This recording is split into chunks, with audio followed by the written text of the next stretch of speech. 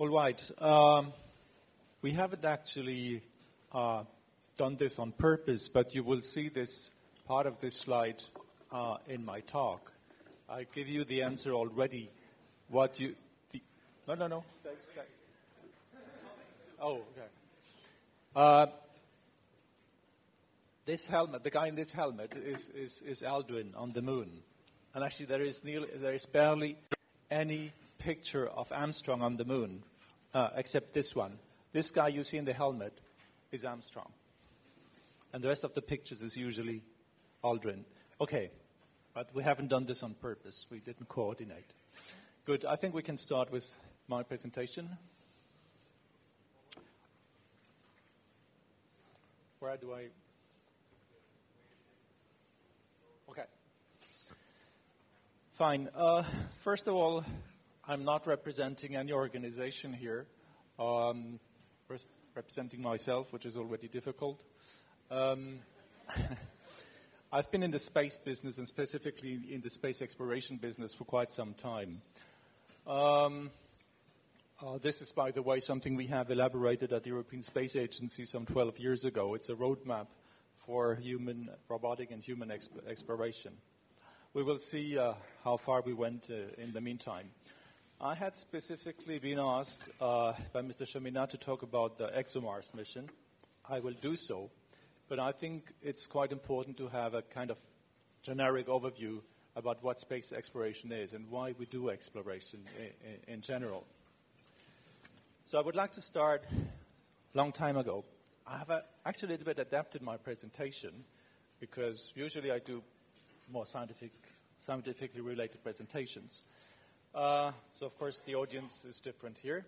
What I want to say is exploration is actually in our genes because, in my view, again, because of selection processes. The first Homo sapiens and before whatever subspecies there were, scientists agree that most of them, nearly all of them, emerged in the south of Africa. And those who stood in the areas where they lived, which were accustomed to their environment, when the environment changed, they disappeared. It is true, for example, for Homo afarensis and others. Only those who explored, is it not too loud now? Only those who explored actually had a chance to survive when the environment was changing. So I don't want to dwell too much about this. But it explains a lot of things afterwards, which is still a drive of humanity to explore. This has been true 5,000 years ago around the Mediterranean Sea. It has been true all over more recent history, although exploration has not only been positive in the past, but still the exploring nature of the human being explains a lot if you think about it, and if you wear a little bit my glasses, my point of view today. I put actually the aeronautics also in terms of exploration. And more recently, which means already half a century ago, we started to leave the Earth. And this, again, in my view, is really the will to go further and further. We did the subsea, we did all the mountains, we went to the North Pole, to the South Pole. We had to go to space. So again, exploration is about adaptation and survival. That makes a genetic selection, and therefore the rest is just a consequence. Exploration for wealth, for power, this we have seen all of us in history books. And then, of course, more recently, and this is the space programs, is exploration for prestige, which was the case since the 60s with the Cold War in the space area, as we also know it from history books. So, again, another element I would like to show you is that exploration is present also in literature, for example. In the 17th century, this is, for example, for me, this is the first real science fiction film, where the author wants to go to the moon with whatever spacecraft he could invent with his imagination at that time. You know Jules Verne, I don't want to dwell about this, but it's the same spirit, going further, going to the moon and exploring. Some of you are familiar also in the 50s and 60s with all the science fiction novels that appeared in magazines. And everybody should know this, at least in Europe. I contributed a little bit to this recently, but I will show this later. In the entertainment industry, cinema, entertainment industry, that's an American way of looking at the art, but okay.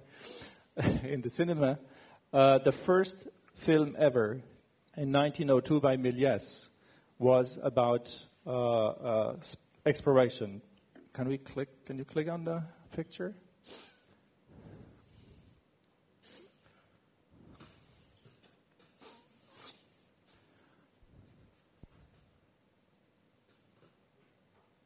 Okay, doesn't work, doesn't matter. It was just the animation, the film itself. It is. It's just slow. Yeah. Yeah.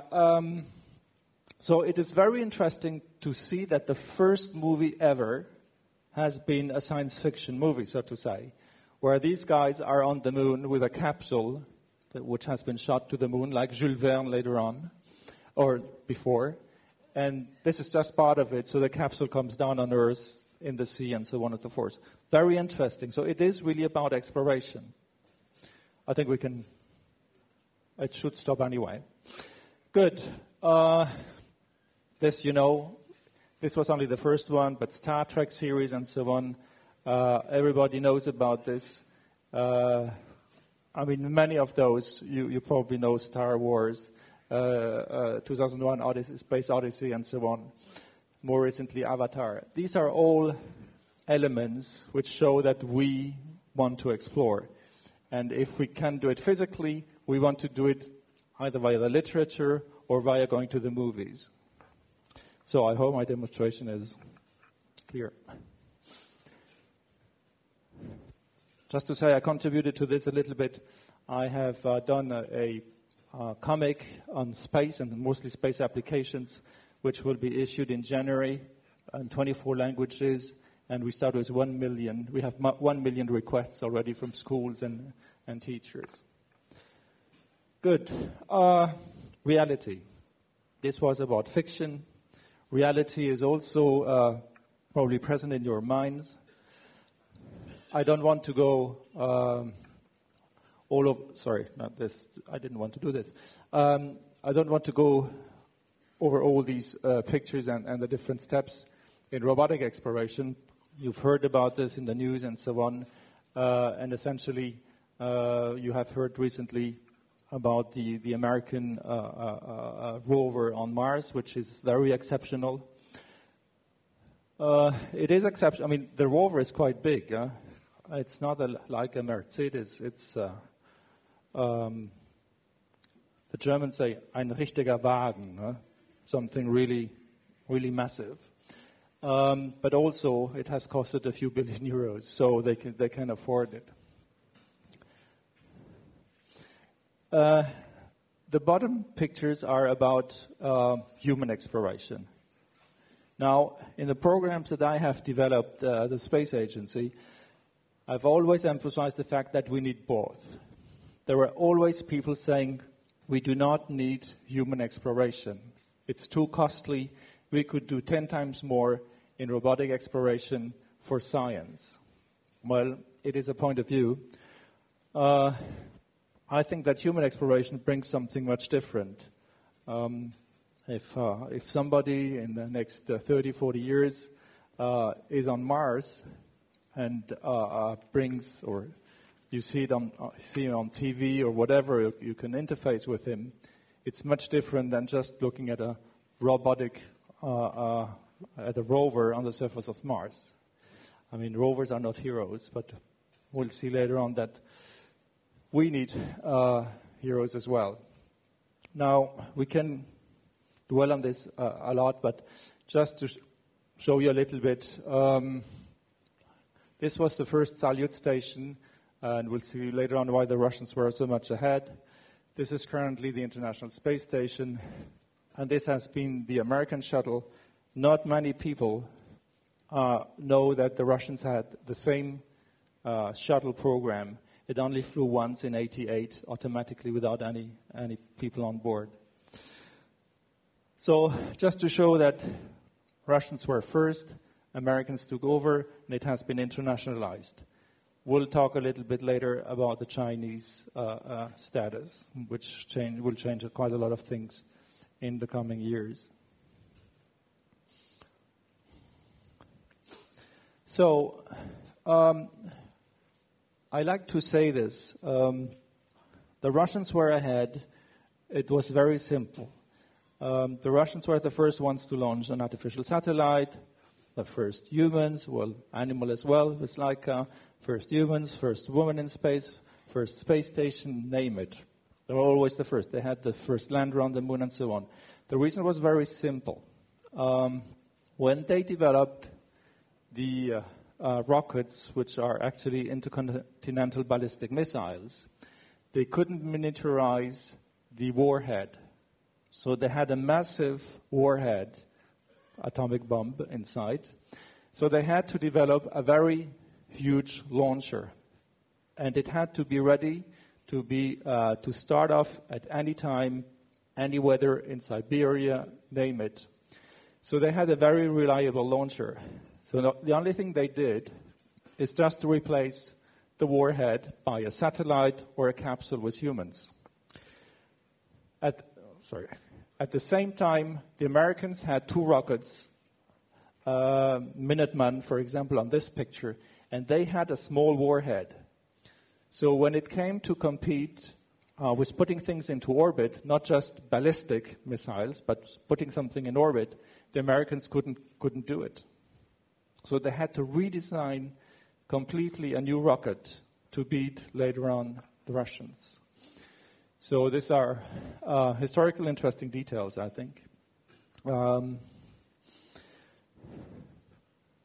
Another element that is interesting is that it was only bad luck on the Russian side that they were not the first ones on the moon. These kind of things have been declassified recently. This is the H-1 rocket. You see, it has 3 big stages, 86 engines, I think, here. And the mistake that they did, or the luck, no, the lack of luck that they had, is that there were always 1 or 2 or 3 engines failing. So the 3 first attempts all failed. What the Russians did then is they stopped the program, completely classified it, just to show that they did not fail. So they could not, nobody could say, oh, they tried and they failed. The Russians said, no, we didn't try, we didn't fail. We just didn't want to do the race. But actually they did the race, but they lost it. You know the ones who won the race, of course. And this information was also recently declassified. It comes from Johnson, the vice president, when Kennedy was in office. And the document says, it's longer than this, how can we beat the Russians? And Kennedy said, bring me somebody who has an idea to beat the Russians in the space program or anywhere. And the idea came about putting a man on the moon. You know the rest? 2% of the GDP of the US and 300,000 people put the first man on the moon, which I have explained to you is not Armstrong. This is Aldrin. Armstrong is here. Good. Yeah, by the way, this is a famous picture as well. This guy is named Schmitt, with double T, like me. He's the last man was the last man on the moon, and he's the only scientist. All the 11 others were military.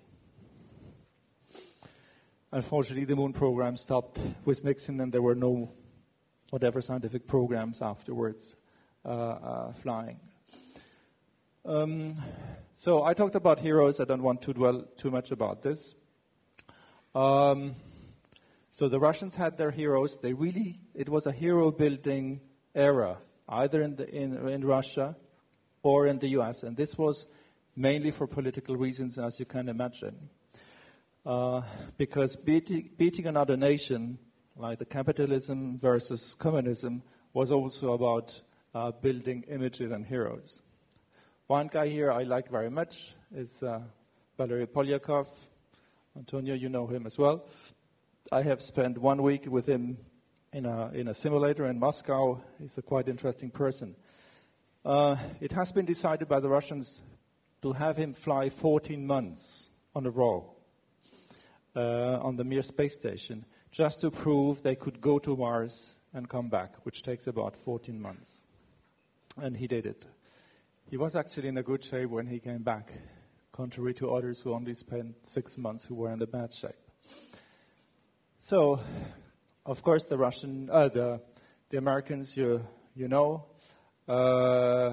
these were the two first pilots of the shuttle program in 1980. So again, also in the US, it was a mechanism to create heroes. Probably you don't know John Glenn. He flew in 1962 when I was born. And he flew again in 1998 when he was 70. So it was quite interesting how NASA at that time justified his flight. And it was just a reward because he defended so much the space programs. Good. So now where are we today? This was a little bit of a summary, looking a little bit back into the rear mirror. Where are we today? We have still constant elements which do appear.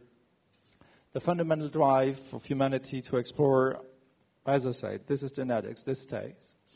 The dream aspect, I think not much has changed in the meantime. What I call the flag is this. Every time somebody goes somewhere, be it at the South Pole, at the North Pole, God knows where, on the top of Mount Everest, it's always a flag. He represents something, somebody, a nation. And this is still existing, and you will see it a little bit with the Chinese program.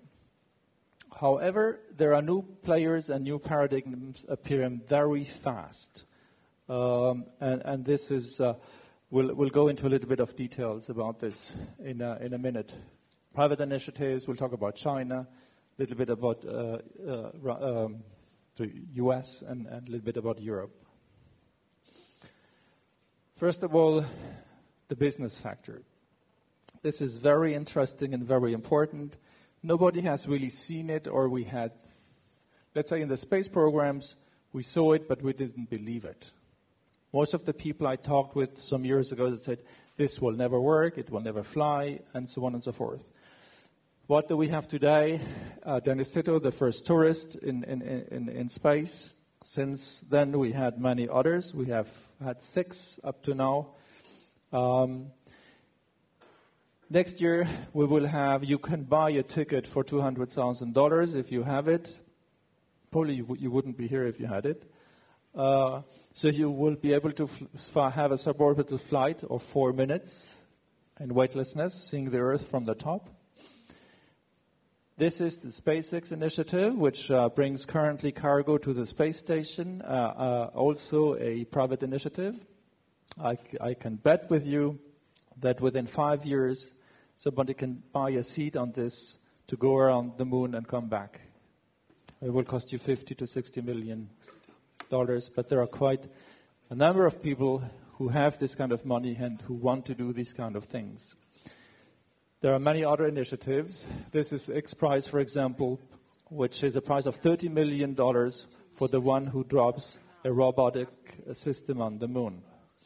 So there are a lot of things going on, and I'm really convinced that the private initiative will go on and will drive part of the exploration programs.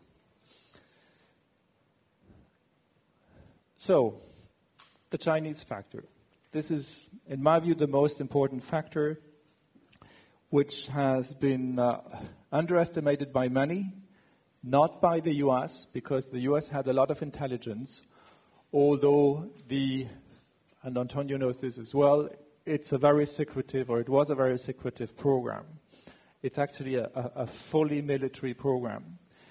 The name of the first taikonaut, as they call their astronauts, the name of the guy was not known until he came back from the first flight.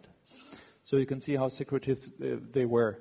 And the 12 other ones who were on training, they were in a secret place for training for years and without knowing who it was. So very simply, they have done a lot of first flights, and last year they flew the first woman in space. They have done this year the first docking, and now they're less secretive. They announced two years ago that they will, we knew it, but of course it wasn't official, that they will have a space station in orbit by 2020. That's tomorrow. They announced last year that their objective was to have some Chinese on the moon. We don't know if it's permanent or just a visit like the US did. And they announced this year that their ultimate target is Mars. So they're coming up. The Russians, the Chinese, they only speak when they have done something. They don't say, we will do. They say, we have done. And this is exactly what they usually do here. They announce something when they're really sure that they can do it. It's not just bluff. So politically, this is very important because they really want to show that they have the technology, the guts, and that at least regionally, if not globally, they represent something at least equivalent to the US. So, of course, the US has and had to react. The Obama administration did react to the proposal actually done by Bush in 2004 to go back to the moon permanently, which was, in my opinion at that time, I know always said it, very strange, because you don't need to go back to the moon to justify some missions to further on to Mars, for example.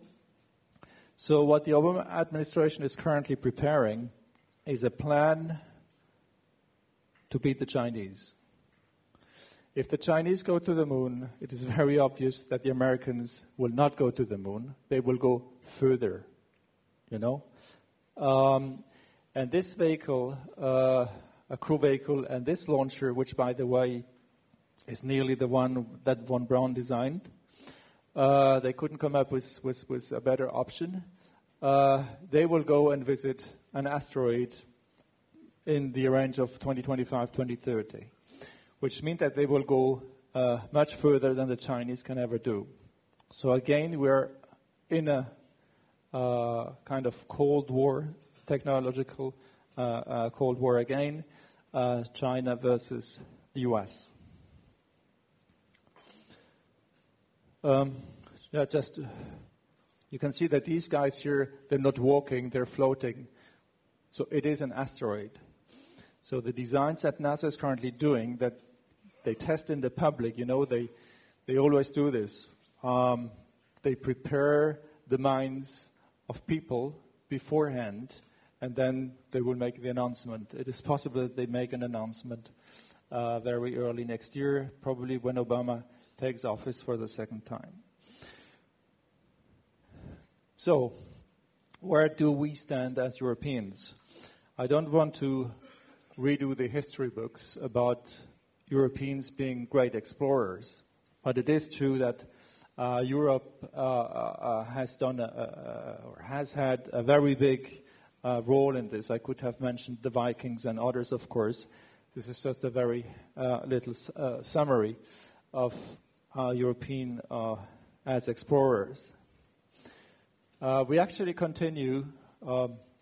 This, for example, is the current most remote place in the world, which is an Antarctic station 1,100 kilometers from the shore, where 12 people live permanently there, and have initiated a program of simulating space conditions there since 2005. So we have currently, European Space Agency has one medical doctor and about 5 to 10 experiments running currently in this station. Well, not currently, since 2005. as a good space-based analog. So, technologically, what have we done in the space programs for exploration? You all know our big horse, which is Ariane 5, which can take up 220 tons into orbit. Less known, the advanced transfer vehicle, which is really a Ferrari compared to any other spacecraft. Very autonomous, very intelligent system to dock with the International Space Station. We have the Columbus laboratory docked to the International Space Station. We have built other systems on the space station. And we have great people like Frank de Winne, who was the first commander of the space station after Americans and Russians. What will we do next? It has been decided the day before yesterday at the ministerial conference of the European Space Agency to finance the first developments and studies about the propulsion system of the American next crew vehicle. So, and this is very strategic. If the U.S. goes anywhere with this capsule, with humans, be it on an asteroid, around the moon, further, and so on, there will be always European technology. So I think we have made here a good strategic move. In robotics, we have done quite a lot as well. We have a satellite around Mars since 2003, Mars Express. We have been at the European Space Agency the ones who have been the father in the solar system. We have dropped a probe in 2005 on Titan, which is a moon of Saturn, which nobody ever did. We have currently a comet chaser underway that will land in 2014 on a comet take probes and analyze them. Will be also a worldwide first in cometary science. And we have the ExoMars program. I promised I will talk about it, so we'll switch quickly to another presentation, which I didn't have the time to adapt. It's meant for a scientific audience, but I will go through it a little bit faster.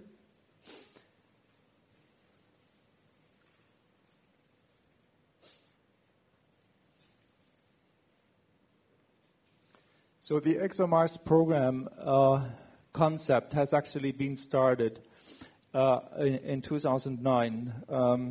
I was the first scientist working on it and developing the concept. And the concept was very simple. A lot of programs at that time, American programs and some Russian programs, they always looked at geology, geophysics, and so on. And our idea was to say, let's go for what is really important, the water and life. How can we detect water and life on Mars? That was one element. The other element was to say, if we put a probe on Mars, a rover, let's also look where are the dangers for humans in 20, 30, 40, 50 years if they go there. So it was a double program, threats for humans identification and search for life. So where are we today? The problem has been that this program, everybody was suddenly interested in it. Everybody wanted to do more science, more technology. It has really inflated and it has become a real big thing, which may also at the end kill it if we don't have all the budget we need. So essentially, just a little bit back. Do I comment this or you? You have to do it. Yeah. So in 2016, we foresee to have a first launch with an orbiter that would look at methane, for example, in the atmosphere, which would be an indirect sign of life. Many other instruments, of course. And we would test a re-entry vehicle to see whether we can invent new technologies to penetrate the atmosphere of Mars and land safely. Next one. I don't want to go into any details about this. I said it's for scientists. There are a number of instruments in these programs. What I just want you to see is that there are different flags. And this is the Roscosmos flag. We had an agreement with NASA that they would provide the launchers, because we had to share the cost, because this program went really out of order from a budgetary point of view. And a year ago, NASA, or actually not a year ago, in spring, the U.S. administration and NASA said, we can do it. We have other priorities. So they dropped us completely, and we had to rethink everything. And we have now done an agreement early this week, on Tuesday, with a Russian space agency that they will provide 2 heavy launchers for the 2 missions, 2016-2018. I hope it works. So, this is the same. In 2018, what we foresee is really what is the core of ExoMars, which is this rover with something very new, a drill that goes down at least to 2 meters to find traces of life. At the same time, of course, as I said, a lot of other scientists were interested, so we will also drop a kind of meteorological station and geophysical station. So quite complex mission, quite ambitious, but we can do it. We have all the know-how and the scientists and the technologists and the engineers to do it. We'll just cross fingers that we'll get the stable budgets until then. Yeah, I think we can close it here. Well, so just 1 second. We have also decided where to land, how to operate, and so on. I don't want to go into any details. It's not that simple, of course. Let's switch back to the first presentation. So much about ExoMars. This was it. Now, what are the challenges to achieve this picture here? And this picture actually, when we started to think about our roadmap, technology roadmap and so on, for this ExoMars mission and other technology missions to prepare a mission for humans to Mars, the only thing I had to convince people and to talk about it and so on were pictures, synthetic pictures like this from NASA. So I said, well, we have to stop this. So I had a drawing made with the European Space Agency logo here, and was very successful. But anyway, whether this is the future or not, I don't know. But actually, what is really interesting is, the financial challenge is not so big. If you develop this over 30 years, if you have an international cooperation, if everybody would work together, it's just 1/10 of the cost of the Iraqi war. I'm sorry, I drive you back into the discussions we had before. I thought we had such discussions before. But I'd really like to, of course, make you think about putting this back into, the present situation. We could save so much money by having a common objective that this would be really peanuts. By the way, the European exploration programs, as you have seen them, is less than €1 per person per year. So each time you drink a beer, if 1 sip of a beer could help the space program.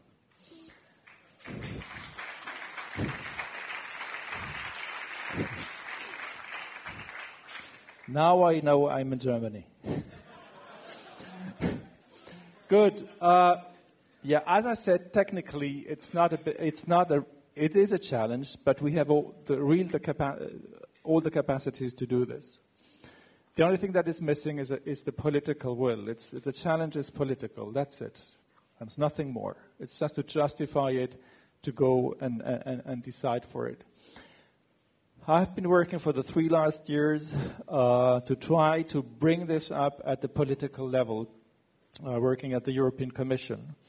We had last year quite a significant input. I was in charge of organizing this international conference on the Commission side. And we gathered, it's the first time that not the space agencies, but politicians met to talk about space exploration. You don't see it on this picture, but We have the Undersecretary of State from the U.S., we had head of the Ukrainian Space Agency, Vice President of the Commission, of course, the Director General of ESA. We had the Chinese Minister for Science and Technology, and we had somebody from Russia. So at least the U.S. and China were present at really very high positions in politically. That had never been achieved before. And what we did, I can tell you it costed me a lot of long days and nights. And we have agreed on putting in place an international high-level policy dialogue on space exploration, which will be continued after 3 of those conferences in Europe. It has been picked up by the U.S., and the next one will be in the U.S. It's the first time that you have brought the Chinese and the Americans around the same table on a political topic like space exploration. So, this you have seen. I just wonder what happens in 50 years from now. Where we will go, I don't know, but the technology can allow a lot of things. And my view is really that space exploration, or exploration in general, should become a global endeavor for society, for everybody, that we have a common aim. We can dwell philosophically about this, but I've shown you technically it's feasible, financially it's feasible. It's just somebody has to have the guts, to say it softly, to do it. So, it's just more than technology. We have the technology, we have the engineers, we have the drawing boards are ready, everything is ready. We could really accelerate the movement. Little quiz to nearly finish. What is the difference between this guy here and this guy? Well, it's of course about 2.5 million kilometers. 2.5. Now I give the answer already. 2.5 billion years. But it's only 2.5 million decimeters, which is 250 kilometers. So they're apart in time, so to say, it's immense. But in distance, from the surface of the Earth here to this guy, it's only 250 kilometers. So we didn't go that far, after all. So there is still, as I put here, room for improvement. We have to go further, and we are ready to do it. Can we just click on the... The problem, of course, is that things are not that easy. It takes ages and a lot of know-how, a lot of research to get there. I'll leave you with this a little bit.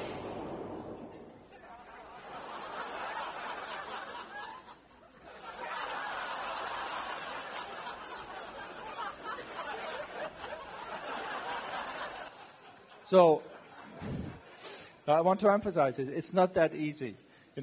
Putting a man in orbit, and I have a lot of friends who are astronauts, they can just jump into a rescue vehicle, and in 3 hours they are back. Their wife can call them at 3 o'clock, and they can have dinner in the evening. The moon, it's 3 days to come back from the moon, in an emergency mode. So it's not a big issue. But if you send people to Mars, I haven't dwelled on this. I've worked a lot on these kind of scenarios. It's at least 6 months one way and 6 months back. And if you want to work on the Martian surface, it's either 40 days or 500 because of the conjunction. And nobody wants just these guys to work just for a couple of weeks. If we send them there for this amount of money, they have to work there for 500 days in a row and come back. So it's a real big issue, So safety is really the major point. Good. I could talk for ages about it, but okay, we have to stop. Space exploration, and this is not me saying it, it's my Director General in the European Space Agency. He says, it's not there's not an if question. It will be done. If it's not us, it will be our children, it will be somebody else. They can be Chinese, they can be Americans, they can be God knows what, It will be done. So why not starting now?